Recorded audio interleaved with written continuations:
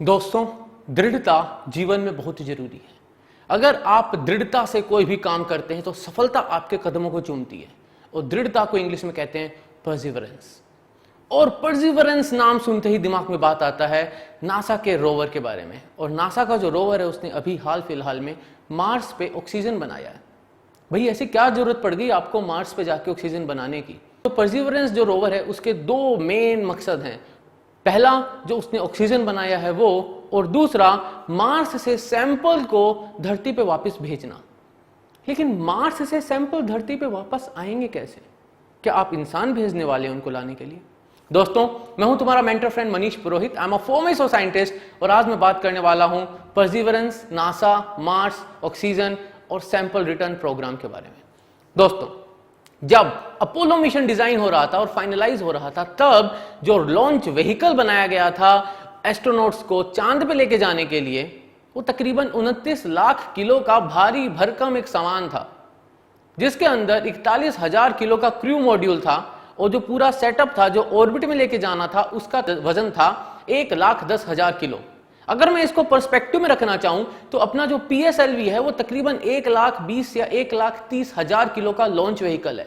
यानी ये मान लो कि 1960 से 70 का जो दशक था, जब अपोलो मिशन एकदम अपनी पीक पे चल रहा था, उस वक्त हर एक अपोलो मिशन में सैटर्न V रॉकेट जो था वो अपने अंदर एक PSLV जितना सामान लेके टेक ऑफ करे जा रहा था।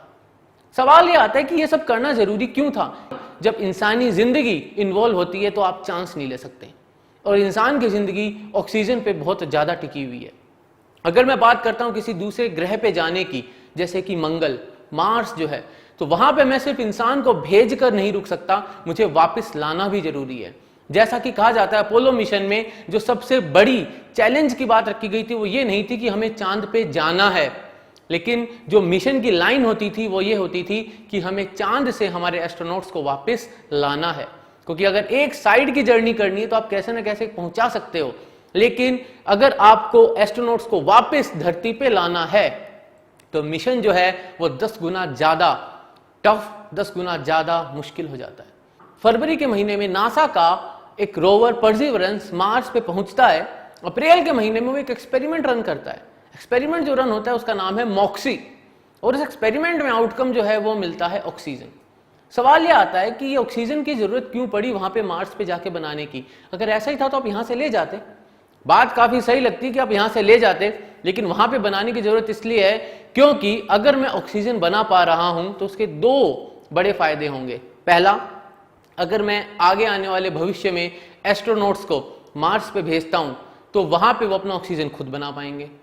दूसरा, अगर उन एस्ट्रोनॉट्स को वापस आना है, उस क्रू मॉड्यूल को मार्स से उठकर वापस धरती पे आना है, तो जो वो क्रू मॉड्यूल का लॉन्च व्हीकल होगा उसको ऑक्सीजन की जरूरत पड़ेगी, बिकॉज ऑक्सीजन बहुत बड़ा रोल प्ले करता है फ्यूल की बर्निंग में, ऑक्सीडाइजर के जैसे। ये सब बातें जब मैं कर रहा हूं दोस्तों, तो हो सकता है तुम्हारे दिमाग में मार्शियन जो मूवी आई थी उसके सीन वापस चल रहे हो, जहां पे दिखाते हैं कि मूवी शुरुआत में एक बहुत बड़ी आंधी आती है, बहुत भयंकर तूफान आता है, वो पूरे मिशन को फेल कर देता है। उनका जो क्रू मॉड्यूल है वो टेढ़ा होने लग जाता है। आंधी इतनी तेज आ रही होती है कि जो मेन हीरो है मूवी का वो उड़ के पीछे गिर जाता है, उसके पेट में चोट लग जाती है। ये जो सारी कहानी है ये कहानी है, ये बहुत फैंसी है। इसमें कितनी सच्चाई है वो भी मैं इसी वीडियो में बताऊंगा। लेकिन सबसे बड़ी बात यह है कि अगर मुझे ऐसी सिचुएशन है जहां पे मार्स पे 3 या 4 एस्ट्रोनॉट रह रहे हैं और उन्हें मुझे धरती पे वापस लाना है, तो इक्वेशन बहुत सिंपल है दोस्तों। मुझे तकरीबन 7,000 किलो फ्यूल चाहिएगा, और उस 7,000 किलो फ्यूल को जलाने के लिए मुझे 25,000 किलो ऑक्सीजन चाहिएगा। यानी अगर मैं पहले से प्लान करके जाता हूं तो तकरीबन मुझे 32,000 किलो तो फ्यूल लेके जाना पड़ेगा, जो कि रिटर्न में काम आएगा। जाते वक्त का फ्यूल अलग होगा, ये वो फ्यूल है जो मुझे बचा के रखना है, क्योंकि जब मैं वापस उड़ूंगा मार्स से एस्ट्रोनॉट्स को लेके तो मुझे इतना तो फ्यूल चाहिए। इसका मतलब ये है दोस्तों, एक सिंपल इक्वेशन बताएं तो लाखों किलो का सामान मुझे धरती से भेजना पड़ेगा। जब अपोलो मिशन की बात करते हो, चांद पे जाने की बात थी, तो वो चांद रिलेटिवली पास है। लेकिन जब मैं बात करता हूं एक बड़े मिशन की जो मार्स तक है, जो बहुत दूर है, तो जितना ज्यादा भारी एक मिशन होता जाएगा उतना ही मुश्किल होता जाएगा उसको सक्सेसफुली कंप्लीट करना। इसलिए सोचा गया क्यों न कुछ ऐसा प्लान करें और देखें कि क्या मैं मार्स पे ऑक्सीजन बना सकता हूं। सो दोस्तों, मार्स पर अगर मैं ऑक्सीजन बनाता हूं और 1 साल सारे एस्ट्रोनॉट्स को, 4 एस्ट्रोनॉट्स को 1 साल मार्स पर रखा जाए तो तकरीबन उनको 1000 किलो ऑक्सीजन की जरूरत पड़ेगी। फिर अगर 1 साल बाद वो सारे एस्ट्रोनॉट्स वापस धरती पे आना चाहते हैं तो उनको जो धरती पे लाने वाला व्हीकल होगा, जो मॉड्यूल होगा, वो तकरीबन 25,000 किलो ऑक्सीजन यूज करेगा 7,000 किलो फ्यूल को बर्न करने में, ताकि वो सेफली धरती पे पहुंच जाएं। लेकिन ये जो सारी चीजें हैं ये तो बस हजार किलो बढ़ती जा रही हैं, यानी तकरीबन मान के चलिए कि बहुत भारी भरकम एक सामने समस्या है। समस्या का समाधान क्या होगा? तो समस्या का जो समाधान है वो है मॉक्सी। मॉक्सी दोस्तों एक छोटा सा, एक टोस्टर या एक कार की बैटरी जितना एक छोटा सा बक्सा है जिसके अंदर केमिस्ट्री बहुत जोर शोर से काम करती है। वो मार्स के ऊपर कार्बन डाइऑक्साइड जो कि 96% मार्स के एटमॉस्फेयर को बनाता है, यानी अबंडेंट है, उसको यूज करके ऑक्सीजन बनाती है। मार्स के एटमॉस्फेयर की बात करें दोस्तों तो मार्स का जो एटमॉस्फेयर है धरती के मुकाबले 1/6 है और डेंसिटी अगर धरती के मुकाबले कंपेयर करें मार्स के एटमॉस्फेयर की तो जस्ट 1% है।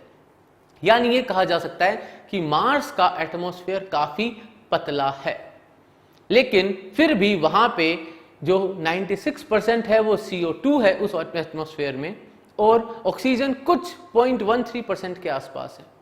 यानी अगर मैं CO2 को यूज करके ऑक्सीजन बना लेता हूं तो कहीं ना कहीं मैं वहां पे जीवन चला सकता हूं।